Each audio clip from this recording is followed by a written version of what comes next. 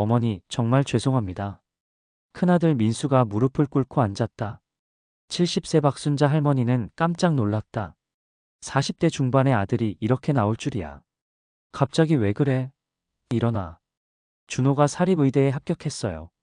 그런데 등록금이 문제예요. 손자 준호는 순자 할머니의 자랑이었다. 공부도 잘하고 효심도 깊었다. 의사가 되겠다는 꿈도 응원했다. 등록금이 얼마나 드는데? 연간 1200만 원이에요. 6년간 총 7천만 원이 넘어요. 순자 할머니는 가슴이 철렁했다. 평생 모은 적금이 5천만 원인데 국공립은 떨어졌나? 다 떨어졌어요.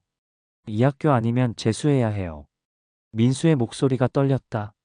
진짜 절박해 보였다. 은행 대출은 안 돼? 제가 사업 실패로 신용불량이에요. 담보도 없고요. 민수는 합격 통지서 같은 서류를 보여줬다. 그럴듯해 보였다. 부족한 건 제가 어떻게든 해볼게요. 하지만 일단 입학금이라도. 어머니 적금 좀 빌려주세요. 준호가 의사 되면 바로 갚을게요. 순자 할머니는 마음이 약해졌다. 손자가 꿈을 포기하는 걸 볼 수 없었다. 30년간 한 푼 두 푼 모은 소중한 돈이었다. 하지만 손자를 위해서라면. 그래, 알았다. 5천만 원 다 줄게. 민수의 얼굴이 환해졌다. 너무 기뻐하는 모습이 오히려 이상했다. 어머니, 정말 감사해요. 평생 은혜 잊지 않을게요. 하지만 순자 할머니는 몰랐다. 이것이 배신의 시작이라는 걸. 그날 밤 민수는 혼자 웃었다. 완벽한 계획이었다. 마이너스 마이너스 마이너스. 해시태그 파트 2 30년 노후 자금의 허무한 소멸. 다음날 은행에서 순자 할머니는 떨리는 손으로 도장을 찍었다.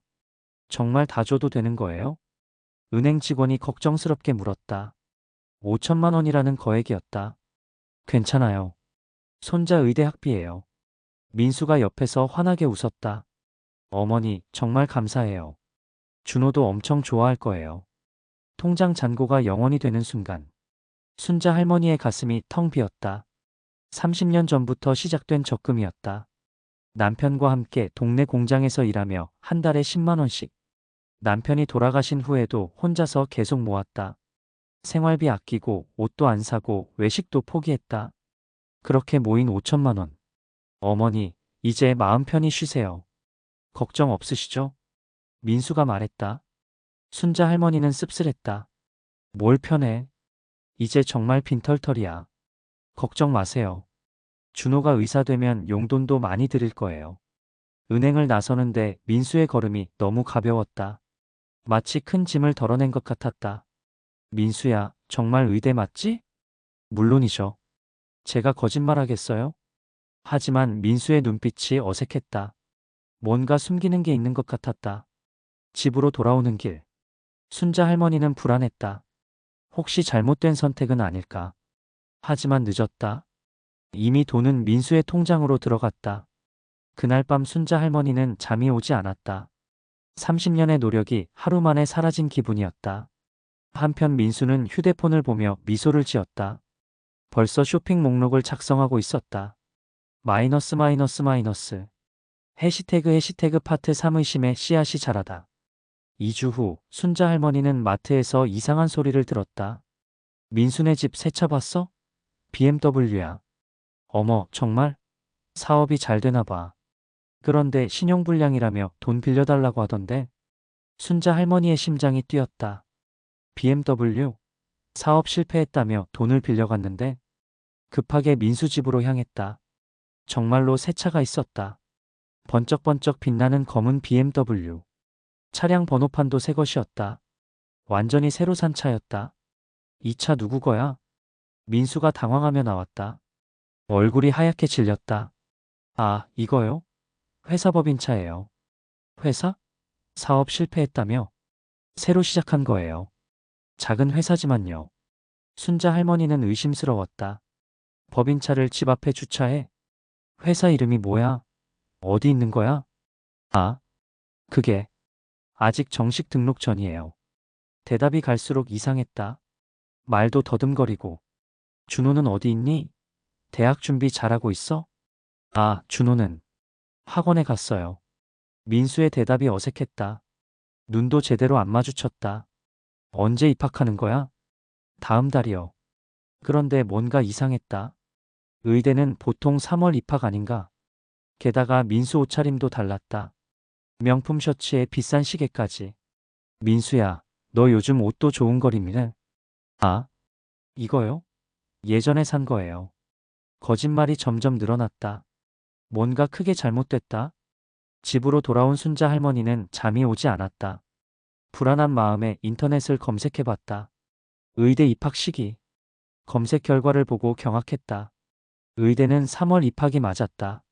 지금은 11월인데 뭔가 크게 잘못됐다는 직감이 들었다. 마이너스 마이너스 마이너스. 해시태그 파트 4 충격적인 진실 발견. 다음 날 순자 할머니는 준호를 직접 만나기로 했다. 학원이라던 곳을 찾아갔다. 하지만 준호는 없었다. 학원 원장도 준호를 모른다고 했다. 혹시 의대 준비하는 학생 준호 아세요? 준호? 여기 그런 학생 없는데요. 의대반도 없고요. 순자 할머니는 다리에 힘이 빠졌다. 거짓말이었다는 건가? 근처 다른 학원들도 돌아다녔다. 어디에도 준호는 없었다. 우리 손자 못 봤나요? 키 크고 안경 쓴. 죄송해요. 그런 학생 없어요. 발걸음이 무거웠다. 불안감이 점점 커졌다. 집으로 돌아와 준호에게 직접 전화했다. 준호야 할머니야. 의대 준비 어떻게 돼가? 의대요? 할머니 무슨 말씀이세요? 준호의 목소리가 당황스러웠다. 진짜 모르는 것 같았다. 너 의대 합격했다며? 아빠가 그랬는데. 긴 침묵이 흘렀다. 준호가 한숨을 쉬었다. 할머니, 저 일반 대학 다니고 있어요. 경영학과요. 순자 할머니는 핸드폰을 떨어뜨릴 뻔했다. 세상이 무너지는 기분이었다. 뭐라고? 그럼 의대는? 의대는 무슨? 제가 언제 의대 간다고 했어요? 저는 작년부터 경영학과 2학년이에요. 그럼 학비는? 장학금 받아서 거의 안 들어요. 아르바이트도 하고 있고요. 모든 게 거짓말이었다. 민수가 완전히 속인 거였다. 5천만 원을 가져가기 위한 새빨간 거짓말. 할머니, 왜 갑자기 의대 얘기를 하세요? 무슨 일 있어요? 준호의 걱정스러운 목소리가 들렸다. 하지만 순자 할머니는 대답할 수 없었다. 순자 할머니는 분노로 온몸이 떨렸다. 30년 모은 돈을 이런 식으로 빼앗다니. 이 나쁜 놈이. 어떻게 이럴 수가 있어. 눈물이 쏟아졌다. 분노와 절망이 뒤섞인 눈물이었다. 손자까지 이용해서 할머니를 속이다니. 정말 용서할 수 없었다. 마이너스 마이너스 마이너스. 해시태그 파트 5 아들의 추악한 진실. 순자 할머니는 사실을 알아내기 위해 직접 조사에 나섰다. 민수의 직장 동료에게 전화했다. 예전에 알던 사람이었다. 민수가 BMW 샀다던데 사업이 잘 되나 봐요? BMW? 아, 그거 할부로 산 거 아니에요? 요즘 가게가 어렵다고 하던데. 어려워요? 그런데 차는 어떻게? 글쎄요. 갑자기 돈이 생겼나 봐요. 명품 시계도 차고 다니고. 할부. 순자 할머니는 확신했다. 자신의 돈으로 차를 산 거였다. 더 조사해보니 충격적인 사실들이 드러났다. 동네 사람들한테 물어보니 민수의 행동이 이상했다고 했다. 요즘 민수 씨 밤늦게 집에 들어와요. PC방에서 뭔가 하더라고요. PC방에서요? 네, 도박 사이트 하는 것 같던데요. 소리 지르고 난리더라고요. 민수는 도박을 하고 있었다. 온라인 카지노에 빠져 있었다. 그리고 BMW만이 아니었다. 최신 아이폰, 명품 가방, 고급 시계. 심지어 골프용품까지 샀다더라. 평생 골프 안 치던 놈이. 모든 게 순자 할머니의 5천만 원으로 산 것들이었다. 도박으로 돈을 잃으니까 계속 더 큰 돈을 걸었나 봐요. 그래서 차나 명품 사서 당분간 기분 좋게 지낸 거군요. 동네 사람들도 다 알고 있었다. 순자 할머니만 몰랐던 거였다. 이 못된 놈이 내 노후 자금을 도박으로? 가슴이 터질 것 같았다. 평생 아껴 모은 돈을 이런 식으로 낭비하다니. 더 화가 나는 건 민수의 태도였다. 여전히 연락도 안 왔다. 사과 한마디도 없었다. 뻔뻔하기 그지없었다. 준호한테 물어보니 더 황당한 사실을 알았다. 아빠가 할머니 돈 받았다는 얘기 안 해줬어요. 저도 모르는 일이었어요. 준호도 완전히 이용당한 거였다. 민수는 손자의 이름까지 팔아먹었다. 할머니, 정말 죄송해요. 제가 아빠 말려볼게요. 하지만 이미 늦었다. 돈은 사라졌고 민수는 뻔뻔했다. 순자 할머니는 결심했다. 이대로 당하고만 있을 순 없다. 복수를 시작할 때가 됐다. 마이너스 마이너스 마이너스. 해시태그 파트 6침이란 복수 계획. 순자 할머니는 더 이상 참을 수 없었다. 복수를 위한 계획을 세우기 시작했다. 먼저 증거를 모았다. 민수가 BMW를 산 영수증, 도박 사이트 접속 기록. 컴퓨터는 잘 모르지만 동네 도서관에서 도움을 받았다. 할머니, 이 자료 보니까 정말 심각하네요. 사서가 안타까워했다. 5천만 원이 2주 만에 거의 다 사라진 거였다. 골프채도 200만 원짜리 샀네요. 이건 너무하잖아요. 증거 자료를 프린트해서 파일로 정리했다. A사 20장이 넘었다. 다음은 법적 대응이었다. 무료 법률 상담소를 찾아갔다. 사기죄로 고발할 수 있어요. 명백한 기만 행위거든요. 변호사가 설명했다. 하지만 가족 간의 일이라 입증이 쉽지 않을 수도 있어요. 그럼 어떻게 해야 하나요? 일단 내용 증명을 보내보세요. 반환 요구부터 하고요. 순자 할머니는 포기하지 않았다. 다른 방법도 생각했다. 민수의 회사에 익명으로 제보하기로 했다. 직장 내 도박 문제. 업무 중에 도박 사이트 접속하는 직원이 있다고 신고했다. 그리고 가장 중요한 건 가족들에게 진실을 알리는 것이었다. 민수의 아내, 시댁 식구들, 친척들 모두에게 30년 모은 돈을 손자 학비라고 속여서 가져간 후 도박으로 탕진했다. 순자 할머니는 차근차근 연락처를 정리했다. 친척 20명, 지인 30명. 다 알려야 돼. 이런 놈이 어떤 놈인지. 사진 증거도 준비했다. BMW 사진, 명품들 사진, 도박 사이트 화면. 모든 걸 정리해서 카카오톡 단체방을 만들었다. 김민수 진실 알리기라는 방 이름으로. 이제 민수의 사회적 매장을 시작할 때였다. 얼마나 뻔뻔하게 나올지 보자. 마이너스 마이너스 마이너스. 해시태그 파트 7 복수의 시작. 사회적 매장. 순자 할머니의 복수가 시작됐다. 첫 번째로 민수의 아내 영희에게 전화했다. 영희야, 너희 남편이 뭘 했는지 아니? 어머님, 무슨 말씀이세요? 내 평생 모은 적금 5천만 원을 손자 의대 학비라고 속여서 가져갔어. 그런데 그 돈으로 BMW 사고 도박했더라. 영희는 충격을 받았다. 뭐라고요? 의대 학비요? 저는 그런 얘기 못 들었는데. 준호는 경영학과 다니고 있어. 의대는 완전 거짓말이었다고. 영희의 목소리가 떨렸다. 어머님, 저는 정말 몰랐어요. 남편이 그런 짓을 했다니. 골프채도 200만 원짜리 샀더라. 너희 집에 있을 거야. 영희가 집안을 둘러보더니 한숨을 쉬었다. 정말 있네요. 어머님, 정말 죄송해요. 다음은 민수의 직장 상사에게 익명 제보였다. 직원 김민수 씨가 업무 중에 온라인 도박을 하고 있습니다. 확인해 보시기 바랍니다. 가족 돈까지 가져다가 도박하는 사람입니다. 그리고 동네 사람들에게도 사실을 알렸다. 민수가 어머니 노후 자금을 속여서 가져갔대요. 진짜요? 그렇게 효자인 줄 알았는데. 30년 모은 돈을 손자 학비라고 거짓말해서 빼앗았다더라고요. 소문은 삽시간에 퍼졌다. 동네에서 민수를 보는 시선이 달라졌다. 저 사람이 그런 사람이었구나. 어머니한테 어떻게 그럴 수가 있어? 마지막으로 가족 단톡방의 진실을 폭로했다. 여러분, 큰형이 어머니께 한 일을 알려드립니다. 사진과 함께 자세한 경위를 설명했다. BMW 사진, 골프채 영수증, 도박 사이트 화면까지. 친척들은 분노했다. 민수야, 이게 사실이야? 어머니 노후 자금을 이런 식으로 30년 모은 돈을 도박으로 날렸다고? 민수는 답변하지 않았다. 단톡방에서 나가버렸다. 하지만 이미 늦었다. 모든 친척이 다 알았다. 순자 할머니의 복수는 이제 시작일 뿐이었다. 마이너스 마이너스 마이너스.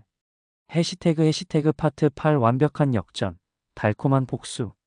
순자 할머니의 복수는 예상보다 더 큰 효과를 발휘했다. 민수의 회사에서 연락이 왔다. 업무 태만과 도박 문제로 징계 절차에 들어갑니다. 직장 내에서 도박 사이트에 접속한 기록이 여러 번 확인됐습니다. 민수는 결국 회사에서 쫓겨났다. 동료들도 모두 등을 돌렸다. 가족 돈까지 가져다가 도박하는 놈이었구나. BMW도 할부금을 못 내서 압류됐다. 명품들도 모두 팔아야 했다. 골프채도 중고로 팔았지만 반값도 안 됐다. 아내 영희는 이혼을 요구했다. 저까지 공범으로 보일까봐 무서워요. 시어머님께 어떻게 얼굴을 들겠어요. 저는 정말 몰랐다고요. 아이들한테도 창피해요. 아빠가 할머니 돈 훔쳤다고 하면 친척들도 모두 등을 돌렸다. 명절에도 민수만 빠지고 모였다. 민수는 오지 마. 얼굴 보기 싫어. 어머니한테 그런 짓 하고 어떻게 명절을 쇠겠어? 가장 치명적인 건 준호의 반응이었다. 아빠, 정말 실망이에요. 할머니 이름까지 팔아서 돈을 뺐다니. 저 때문에 할머니가 속으셨다고 생각하니까 너무 죄송해요. 준호는 아르바이트를 시작했다. 할머니께 용돈을 드리기 위해서였다. 할머니, 제가 번 돈이에요. 조금이지만 받으세요. 매월 20만 원씩 갖다 드렸다. 할머니 병원비라도 보태려고. 순자 할머니는 눈물이 났다. 손자의 마음이 고마웠다. 민수는 결국 무릎을 꿇었다. 어머니, 정말 죄송합니다. 제가 미쳤었어요. 돈도 다 잃고, 직장도 잃고, 가족도 잃었어요. 이제 와서 무슨 소용이야? 돈은 어디 갔는데? 돌려드릴게요. 시간이 걸리더라도 꼭 갚겠어요. 하지만 순자 할머니는 믿지 않았다. 대신 법적 조치를 취했다. 사기죄로 고발했다. 가족이라고 봐주는 시대는 끝났어. 법대로 처리하자. 마침내 순자 할머니는 일부 돈을 돌려받았다. 민수의 퇴직금과 재산을 압류한 것이었다. 2천만 원 정도였지만 그래도 다행이었다. 완전한 복수는 아니었지만 충분히 통쾌했다. 동네 사람들은 순자 할머니를 응원했다. 정말 잘하셨어요. 자식이라고 무조건 봐주면 안 되죠. 70세에 그런 결단을 내리시다니 정말 대단해요. 순자 할머니는 깨달았다. 때로는 단호해야 한다는 걸. 그리고 진짜 가족은 따로 있다는 걸. 바로 준호 같은 손자 말이다. 민수 같은 놈은 자식도 아니야. 준호가 내 진짜 가족이지. 순자 할머니는 준호와 함께 새로운 삶을 시작했다. 민수만 빠지고 모였다. 가장 치명적인 건 준호의 반응이었다. 아빠, 정말 실망이에요. 할머니 이름까지 팔아서 돈을 뺐다니. 준호는 아르바이트를 시작했다. 할머니께 용돈을 드리기 위해서였다. 할머니, 제가 번 돈이에요. 조금이지만 받으세요. 순자 할머니는 눈물이 났다. 손자의 마음이 고마웠다. 민수는 결국 무릎을 꿇었다. 어머니, 정말 죄송합니다. 제가 미쳤었어요. 이제 와서 무슨 소용이야? 돈은 어디 갔는데? 돌려드릴게요. 시간이 걸리더라도 꼭 갚겠어요. 하지만 순자 할머니는 믿지 않았다. 대신 법적 조치를 취했다. 사기죄로 고발했다. 가족이라고 봐주는 시대는 끝났어. 법대로 처리하자. 마침내 순자 할머니는 일부 돈을 돌려받았다. 민수의 퇴직금과 재산을 압류한 것이었다. 완전한 복수는 아니었지만 충분히 통쾌했다. 동네 사람들은 순자 할머니를 응원했다. 정말 잘하셨어요. 자식이라고 무조건 봐주면 안 되죠. 순자 할머니는 깨달았다. 때로는 단호해야 한다는 걸. 그리고 진짜 가족은 따로 있다는 걸. 바로 준호 같은 손자 말이다.